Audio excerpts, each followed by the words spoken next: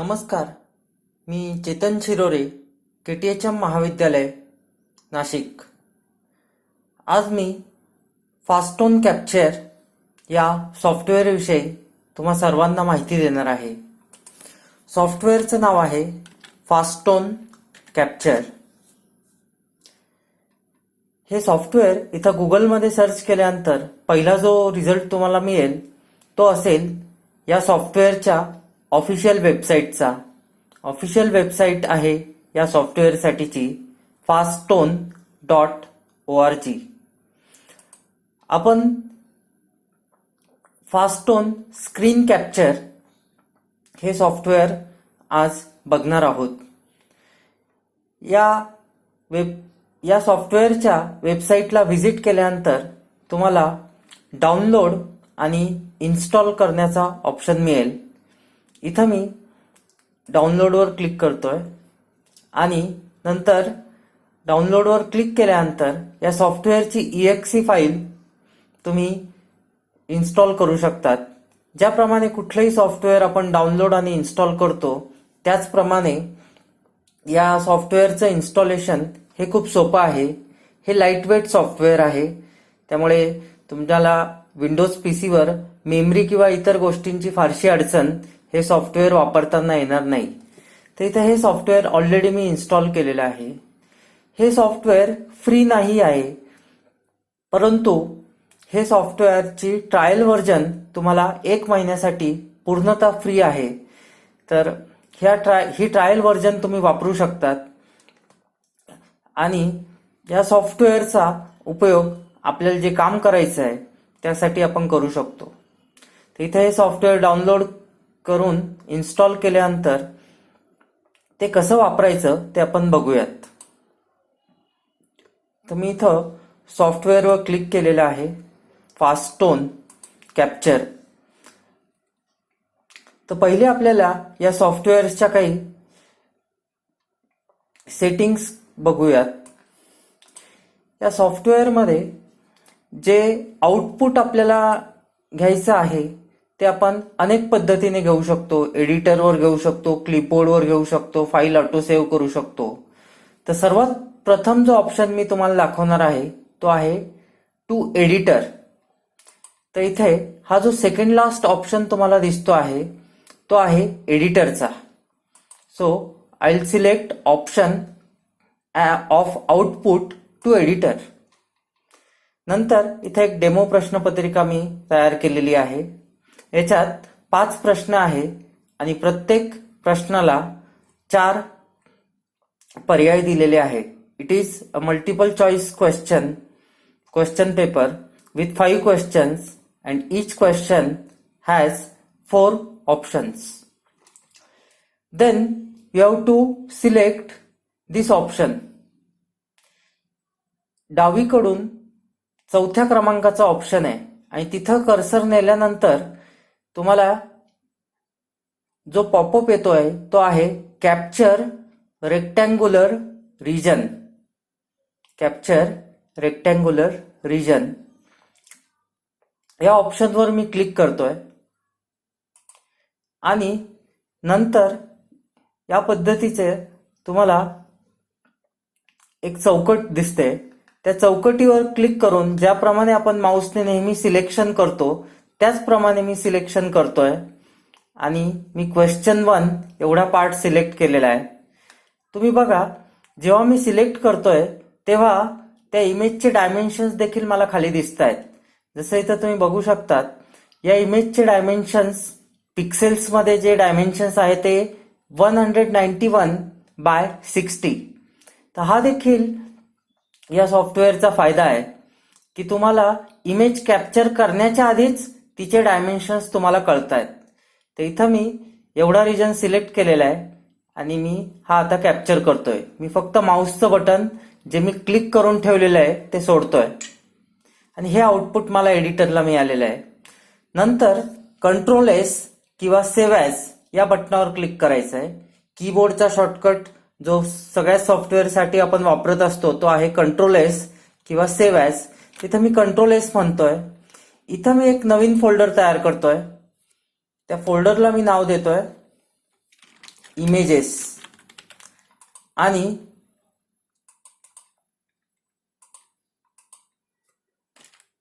त्या जे फोल्डर मी तयार केलं होतं त्याचं नाव होतं इमेजेस आणि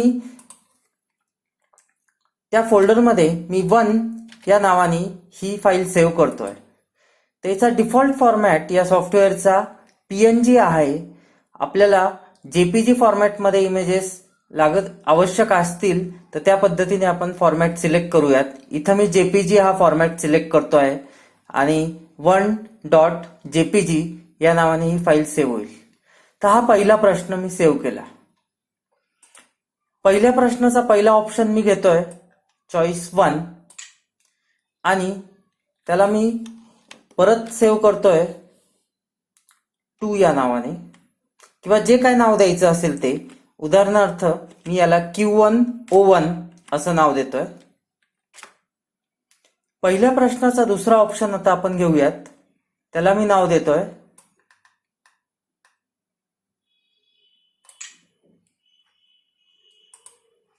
Q1O2 या पद्धतीने.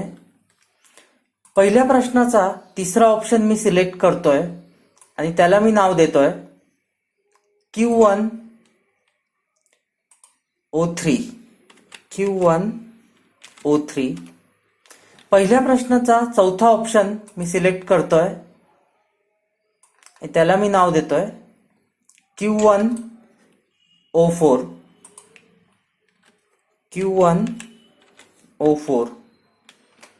तर या पद्धतीने पहिल्या प्रश्नाच्या इमेजेस माझ्या सेव्ह झालेल्या आहेत.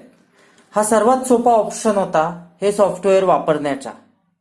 पण या सॉफ्टवेअरमध्ये बऱ्याच गोष्टी आपल्याला करता येतात. आपल्याला जर प्रत्येक वेळेस फाईल एडिटरमध्ये नेऊन सेव्ह करायची नसेल, ती फाईल आपोआप सेव्ह करायची असेल तर त्यासाठीचा ऑटो सेव्ह हा ऑप्शन देखील या सॉफ्टवेअरमध्ये बाय डिफॉल्ट उपलब्ध आहे. तर हा ऑप्शन कसा एनेबल करायचा ते आपण बघूया. त्यापूर्वी आपल्याला काही सेटिंग्स बदलायच्या आहेत, त्या मी इथं सांगतोय. या सॉफ्टवेअरच्या इंटरफेसमध्ये जो सगळ्यात शेवटचा ऑप्शन आहे तो आहे सेटिंग्स. ही जी ओळ आहे या सॉफ्टवेअरची, हा जो इंटरफेस आहे त्याच्यातला सगळ्यात शेवटचा ऑप्शन आहे सेटिंग्स. आणि तिथं गेल्यानंतर या सेटिंग्सवर मी क्लिक करतोय. सेटिंग्समध्ये बरेच ऑप्शन्स अवेलेबल आहेत. त्यातला जो आपल्याला ऑप्शन पाहिजे आहे तो आहे ऑटो सेव्ह. तर इथं ऑटो सेव्ह याच्यावर मी क्लिक करतोय.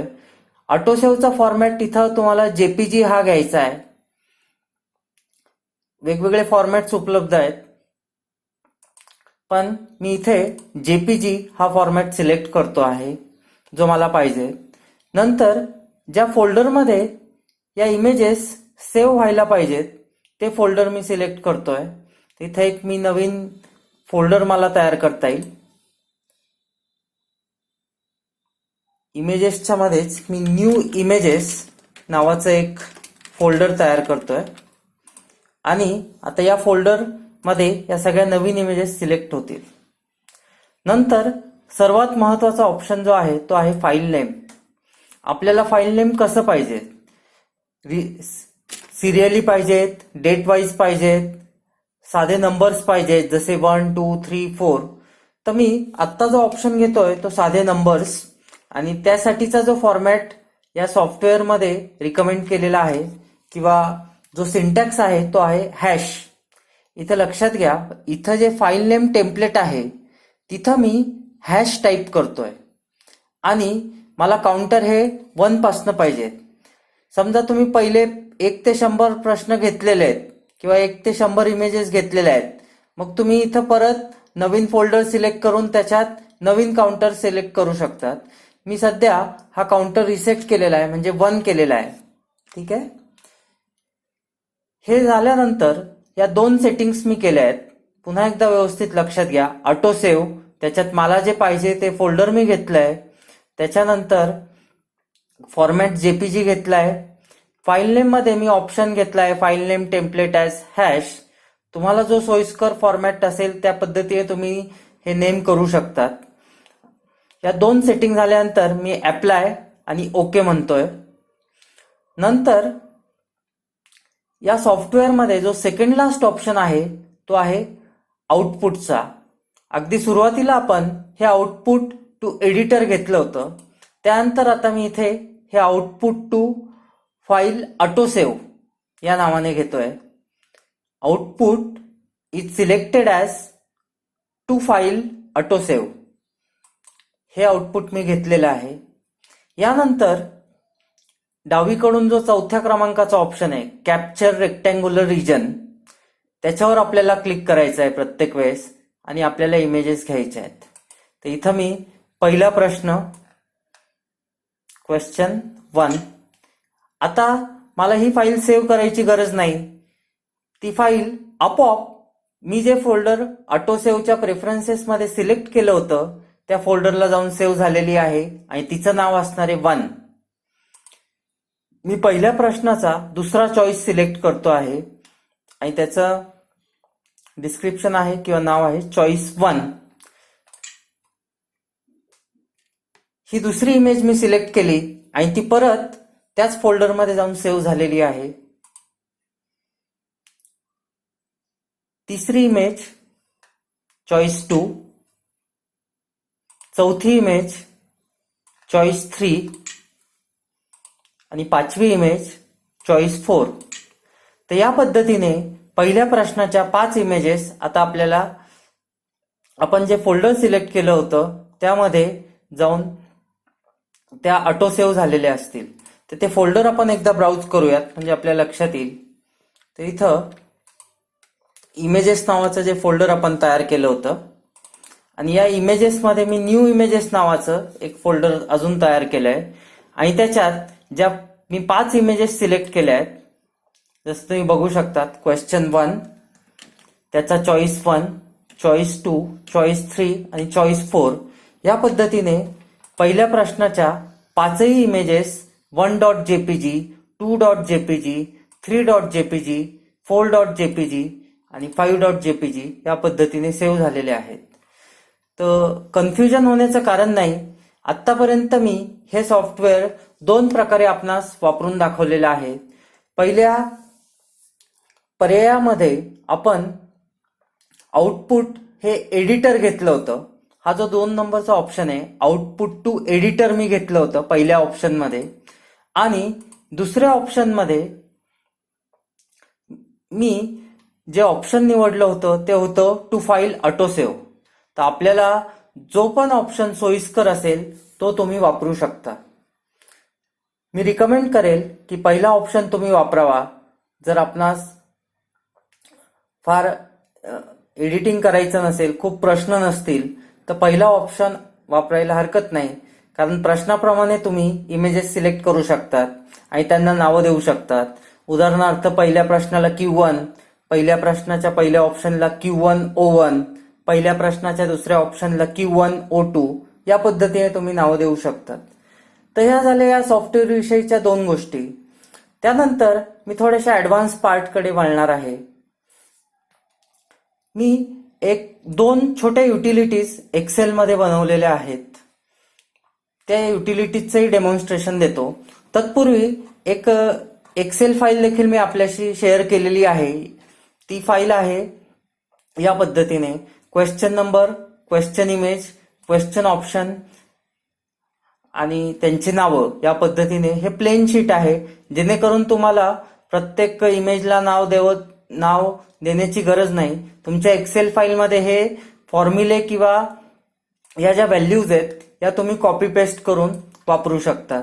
इथं फॉर्म्युला शीट पण मी दिलेलं आहे जेणेकरून तुम्हाला काही बदल करायचा असेल. उदाहरणार्थ 1 ऐवजी मला जर 600 क्रमांकाचा प्रश्न पाहिजे असेल तर त्या पद्धतीने इथं आपोआप बदल होत आहेत.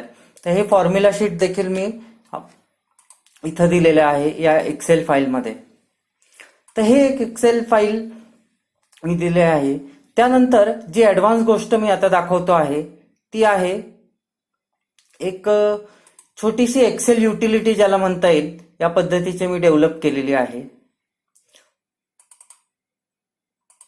त्या एक्सेल युटिलिटीला नाव दिलंय मी program dot XLSM.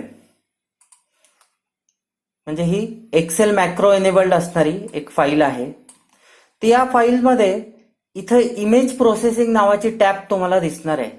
Image processing, त्याच्यावर मी क्लिक करतोय आणि त्याच्यावर 2 स्माइली फेसेस तुम्हाला दिसतील. रिनेम इमेजेस आणि दुसऱ्या स्माइली फेसचं नाव आहे गेट साईज ऑफ इमेजेस. तर आता या रिनेम इमेजेसचा जी टॅब आहे तिचा नेमका उपयोग कसा होतो ते आपण बघूयात. एक सिच्युएशन आपण इमॅजिन करूयात की जिच्यात समजा 1 ते 20 इमेजेस मी घेतलेल्या आहेत. म्हणजे पहिल्या 4 प्रश्न, उदाहरणार्थ हा क्वेश्चन 1 त्याचे 4 चॉईसेस, क्वेश्चन 2 त्याचे 4 चॉईसेस, क्वेश्चन 3 त्याचे 4 चॉईसेस आणि क्वेश्चन 4 त्याचे 4 चॉईसेस. तर असे प्रत्येक प्रश्नाचे 5 इमेजेस म्हणजे 4 प्रश्नांच्या होतील 20 इमेजेस. आता प्रश्न असा आहे की मला या इमेजेसला रिनेम करायचं आहे.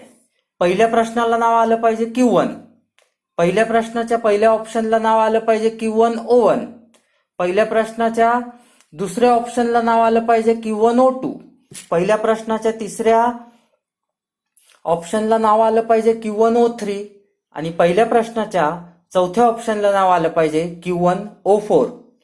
तर या पद्धतीने हे नावं आपोआप दिले जातील अशी सोय या सॉफ्टवेअर या युटिलिटीमध्ये मी करून दिलेली आहे. इथं जसं तुम्ही बघू शकतात की 1 ते 20 इमेजेस या मी इथं तयार केलेल्या आहेत, 1 to 20 इमेजेस. तर या युटिलिटीमध्ये मी आता रिनेम इमेजेस करणार आहे. म्हणजे काय होणार आहे हे व्यवस्थित समजून घ्या. ह्या ज्या 1 ते 20 इमेजेस आहेत त्यांना नावं देखील आपोआप दिली जाणार आहेत. जेव्हा मी या स्माइली फेसवर रिनेम इमेजेस या टॅबवर क्लिक करणार आहे, बघा रिनेमिंग कम्प्लिटेड सक्सेसफुली असा मेसेज आलेला आहे आणि इथं कोणत्या इमेजेसला कोणतं नाव दिलेलं आहे ते देखील डिस्प्ले झालेलं आहे. हे व्यवस्थित दिसण्यासाठी थोडं मी झूम करतोय आणि आपण हे थोडं सॉर्टिंग करून घेऊयात म्हणजे तुमच्या लक्षात येईल नेमकं या युटिलिटीने काय केलेलं आहे. इथं कस्टम सॉर्ट मी करून घेतोय. ओके, तर इथं 2 कॉलम्स आहेत, कॉलम ए आणि कॉलम बी. कॉलम ए मध्ये त्या इमेजचं ओरिजिनल नाव काय होतं आणि नवीन नाव काय आलेलं आहे ते दिलेलं आहे. ज्या इमेजचं नाव 1 होतं तिचं नाव आलेलं आहे Q1. ज्या इमेजचं नाव 2 होतं ती फाईल आता रिनेम झालेली आहे Q1O1. म्हणजे पहिल्या ज्या 5 इमेजेस आहे त्यांना नावं आपोआप दिले गेलेली आहेत आणि ते नावं दिल्यानंतर आपण हे व्हेरीफाय करूयात. तुम्ही बघू शकतात मी तेच फोल्डर ओपन केलंय की ज्याच्यात 1 to 20 इमेजेस होत्यात आणि त्या सगळ्या इमेजेसला आता नाव देखील आपोआप दिलं गेलेलं आहे. Q1, Q1O1, Q1O2, Q1O3, Q1O4, नंतर question 2, Q2O1, Q2O2, Q2O3, Q2O4 and so on. त्या पद्धतीने नावं देखील त्या फाईल्सला आपोआप दिलेली आहेत. तुमच्याकडे जर 1000 इमेजेस असतील तरी देखील ही युटिलिटी क्षणार्धात आपल्याला सर्व फाईल्स रिनेम करून देणार आहेत. एक मी सूचना इथं देऊ इच्छितो, या फाईल्स रिनेम करण्याआधी तुम्ही त्यांचा बॅकअप कुठेतरी घेऊन ठेवा.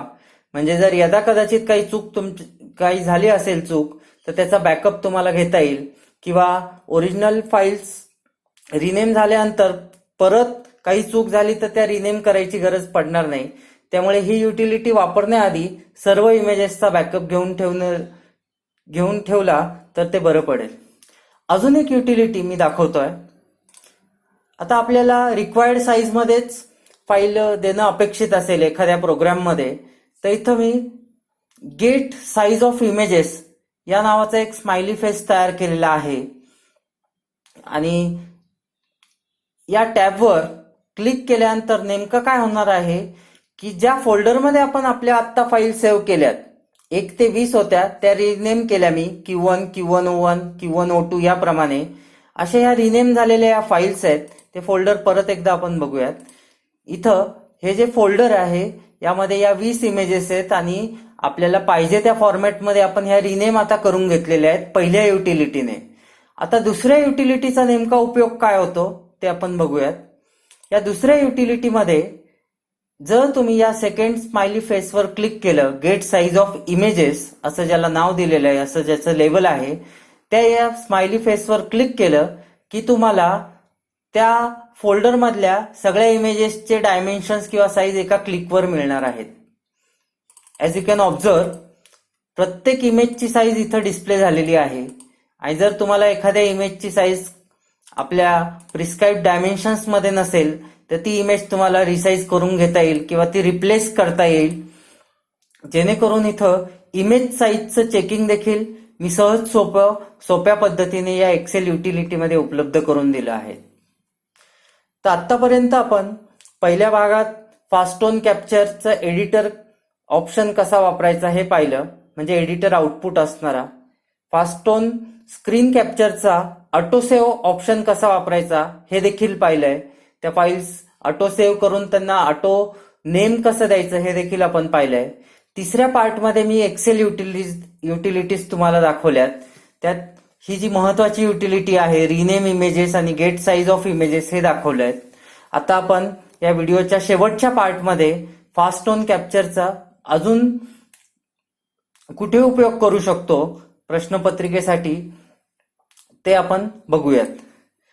तर एक आपण सिच्युएशन इमॅजिन करूयात की आपल्याला एक गुगल फॉर्मद्वारे क्विज घ्यायची आहे. जसं आपणास ज्ञात असेलच की गुगल फॉर्ममध्ये मॅथमॅटिक्स टायपिंग हा डिफॉल्ट किंवा नेटिव्ह पद्धतीने उपलब्ध नाहीये. क्वेश्चन्समध्ये आपण इमेजेस वापरू शकतो, पण ऑप्शन्समध्ये वापरण्याची सोय नाहीये. तर त्याच्यासाठी एक पर्याय आपल्याकडे उपलब्ध आहे, तो आहे म्हणजे फास्टोन कॅप्चर ही युटिलिटी वापरायचा. आता मी एक नवीन गुगल फॉर्म तयार करतोय.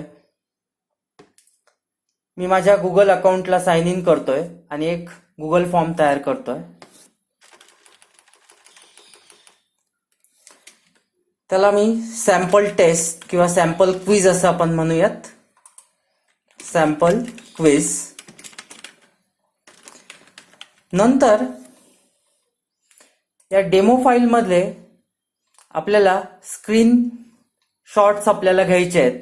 म्हणजे इथं मॅथमॅटिक्स कंटेंट मी दिलेलं नाहीये या डेमो फाईलमध्ये, पण तुमचं जे काही मॅथमॅटिक्स कंटेंट असेल ते तुम्ही इथं कॅप्चर करू शकता. तर फास्टोन मध्ये आपण ऑटोसेव्हचा ऑप्शन घेऊ आणि मी सेटिंग्स मध्ये जाऊन ऑटोसेव्हचं लोकेशन चेंज करून घेतोय किंवा काउंटर मला रिसेट करता येईल. तर इथं ऑटोसेव्ह मध्ये मी पुन्हा एक नवीन फोल्डर घेतोय आणि त्याला नाव म्हणतोय गुगल क्विज टेस्ट, असं मी या फोल्डरला नाव दिलंय. ओके. नंतर काउंटर परत मला रिसेट करायचं आहे. तर इथं काउंटर मी परत 1 ला रिसेट करतोय आणि सेटिंग्स अप्लाय करून ओके म्हणतोय. आता मी पहिल्या प्रश्नासाठी 1 ह्या पूर्णपणे हा प्रश्न मी कॅप्चर केलाय. नंतर 2 with all its 4 options. Third question 3 with 4 options. Fourth question आणि शेवटचा जो प्रश्न मी आता घेतो आहे तो आहे 5.question5. नंतर इथे गुगल फॉर्म मध्ये गेल्यानंतर क्वेश्चन टायटल ऐवजी इथं इमेजही आपल्याला देता येते. तर ती इमेज मी आता सिलेक्ट करणार आहे.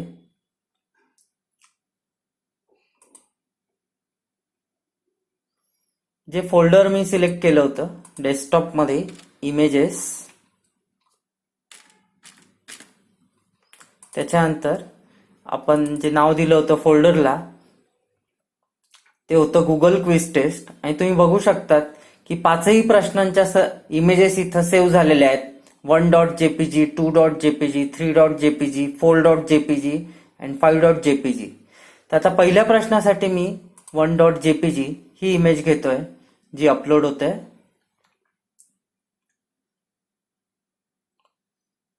नंतर ऑप्शन्स सिलेक्ट करताना मी आता ऑप्शन्स देणार आहे ए, बी, सी आणि डी. हा क्वेश्चन मी रिक्वायर्ड किंवा तुमच्या ज्या सेटिंग्स असतील, क्विज करायच्या असतील, त्या पद्धतीने तुम्ही सेटिंग्स करू शकता. नंतर हा क्वेश्चन मी डुप्लिकेट करणार आहे, म्हणजे हा दुसरा प्रश्न तयार होईल.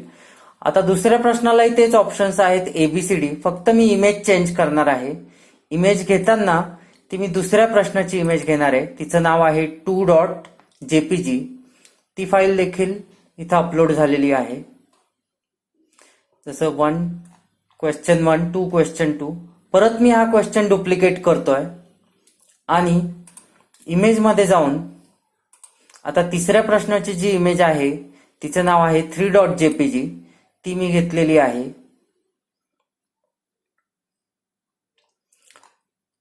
चौथा प्रश्न मी डुप्लिकेट केलाय, परत तिसरा प्रश्न, आणि फक्त इमेज मी आता रिप्लेस करतो आहे, ती आहे चौथ्या प्रश्नाची. ती इमेज परत आपण अपलोड करूयात. आणि शेवटचा जो आता आपला प्रश्न आहे त्यासाठी परत एकदा डुप्लिकेट क्वेश्चनवर क्लिक करायचं आहे. नंतर इमेज आपण बदलून घेऊयात. पाचव्या प्रश्नाची, शेवटच्या प्रश्नाची जी इमेज आहे ती मी इथं सिलेक्ट करतोय, ती अपलोड होते आहे. नंतर सेटिंग्समध्ये जाऊन क्विजेसमध्ये जे पण ऑप्शन्स तुम्हाला घ्यायचे ते करू शकतात. मेक दिस अ क्विज, मुलांना उत्तरं लगेच दिसले पाहिजेत, नाही दिसले पाहिजेत, त्यांना मार्क कळले पाहिजेत, इत्यादी सगळ्या सेटिंग्स आहेत. त्याविषयी मी फारसं ट्रेनिंग देणार नाहीत, पण तुमच्या गरजेनुसार तुम्ही हे सगळे सेटिंग्स करून घ्या. जर तुम्हाला माहित नसेल क्विज कशी तयार करायची, त्यासाठी अनेक ट्युटोरियल्स उपलब्ध आहेत. त्या ट्युटोरियल्स तुम्ही बघू शकतात. त्याविषयी मी फारशी माहिती या व्हिडिओमध्ये देत नाहीये. तुम्हाला पाहिजे त्या पद्धतीने तुम्ही सेटिंग्स करू शकतात. त्यांची आन्सर की देऊ शकतात, मुलांना लगेच उत्तरं दिसतील, राहिलेले प्रश्न, चुकलेले प्रश्न इत्यादी सर्व ऑप्शन्स तुम्ही निवडू शकतात. तर आता ही फाईल आपण प्रिव्ह्यू करतोय. गुगल फॉर्मची टेस्ट या पद्धतीने मुलांना दिसणार आहे. क्वेश्चन 1 त्याचे 4 ऑप्शन्स, क्वेश्चन 2 त्याचे 4 ऑप्शन्स, या पद्धतीने. तर या युटिलिटीचा मॅथमॅटिक्समध्ये क्विज करण्यासाठी खूप उपयोग होतो, फास्ट टोन कॅप्चर या युटिलिटीचा. तर ही युटिलिटी तुम्ही मॅथमॅटिक्स कंटेंटमध्ये जर तुम्हाला गुगल फॉर्म मध्ये वापरायचं असेल, त्यासाठी ही युटिलिटी अतिशय उपयुक्त आहे. आणि याचं वैशिष्ट्य असं आहे की ही स्केलेबल आहे, म्हणजे मोबाईल रिस्पॉन्सिव्ह आहे. स्क्रीन किती छोटी किंवा मोठी केली तरी तुम्हाला ती मोबाईलवर देखील मॅथमॅटिक्स कंटेंट अतिशय उत्तम पद्धतीने दिसतं. कुठेही हॉरिझॉन्टल स्क्रॉलिंग किंवा झुमिंगची गरज पडत नाही. हे देखील एक ऍप्लिकेशन फास्ट टोन कॅप्चर या सॉफ्टवेअरचं आहे, फास्ट टोन स्क्रीन कॅप्चर या सॉफ्टवेअरचं आहे. आपणास काही शंका असतील तर आपण मला संपर्क करू शकता. धन्यवाद.